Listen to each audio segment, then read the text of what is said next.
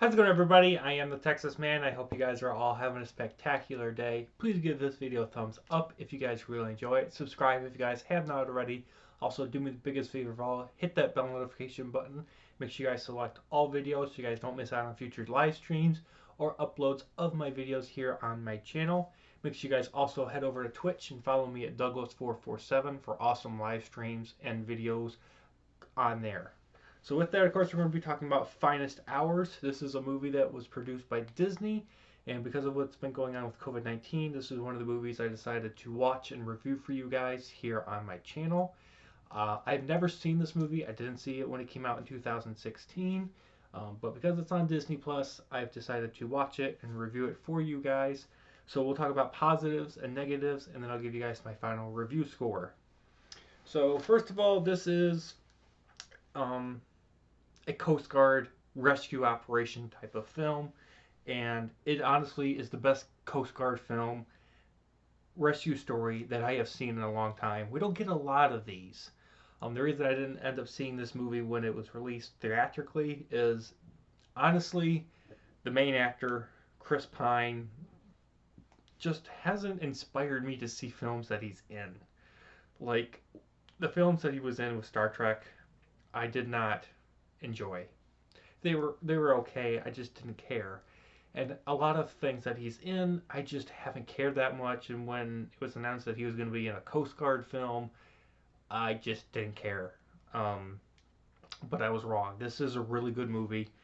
Um, Chris Pine and Ben Foster are in this film, and they do an amazing job acting. And I really think they sold it to the audience because they did, at least to me, the threat and the reality of what it takes to be a Coast Guard and what it used to be in the 1950s. So this film takes place in 1951 and in 1952, so there's a little bit of a timeline jumping around and whatnot for events that take place in this film.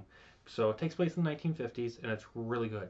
This is based on a true story, and it has a really unique love romance story that starts up in 1951. It almost comes crashing down in 1952, but it's saved by true love and overcoming fears and obstacles in life. This film is filled with an abundance of amazing jokes. The music in this film goes perfectly with all the tense and the dangerous action scenes and the peril that is constantly going on in this film, whether it be the Coast Guard guys trying to get over the bar or the people that are on the ship, which I believe was an oil tanker that got cut in half, and the sinking. The musical score for this film is top notch, and it really, pulls you into the film and gets you more invested, and they did a great job. It was also cool to see Michael James. He is an actor that is in the Once Upon a Time TV show, and it was really cool to see him in something besides that. I haven't seen him in a film or a show in a long time, so it was really cool to see him do something besides Once Upon a Time. This film is filled with nerve-wracking moments. You never know what's going to happen next. This film also makes it where it's like you really want to make sure that you answer the phone because it might be the last time you talk to a loved one before you don't get to see them again. It was an awesome film.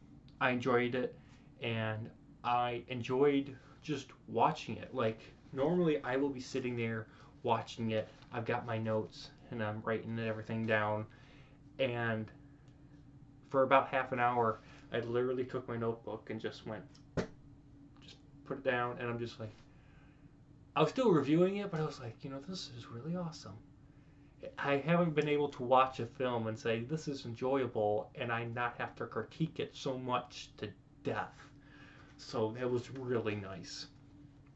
The ending was also full of joy, and it was really well done. This film has a beginning and a middle and an end, and if they ended up doing a sequel, I think it would ruin the impact that the first one has. I think they should just leave it where it is. I know there's rumors that they might end up doing a sequel. I hope that they don't, because this film stands on its own 2 feet and it doesn't need the sequel treatment or the trilogy treatment or anything like that. Just leave this film as is, please, Disney. I do have a couple nitpicks I want to talk about. First of all, the opening town seems really similar to Storybrooke from the Once Upon a Time TV show, and I wish filmmakers could find other shooting locations that aren't so recognizable to other things that have been used in the past. Also, the sound quality of the voice acting is inconsistent at times. Like, it constantly goes from a really soft tone, then it goes extremely loud, then it middles out, then it goes extremely soft, really loud, soft, middle, and it just constantly makes you constantly have to adjust the volume of your TV. And it wasn't that, like, my TV was bad for its speakers. I really have a good speaker setup. It's just the voice acting sound quality was bad for everybody. So yeah. Also, I highly encourage you guys, stay away from trailers. Just hop on Disney Plus or get this on DVD and Blu-ray and watch it without watching the trailer. I mean, like, if you watch a clip, but if you end up watching the whole trailer, it's going to spoil a lot of key, intense, peril-like moments, and it's going to lessen the impact of what you may enjoy in the film. And then lastly, there's a scene or two in this film where the film just comes to an extreme halt. Like, the film just stops.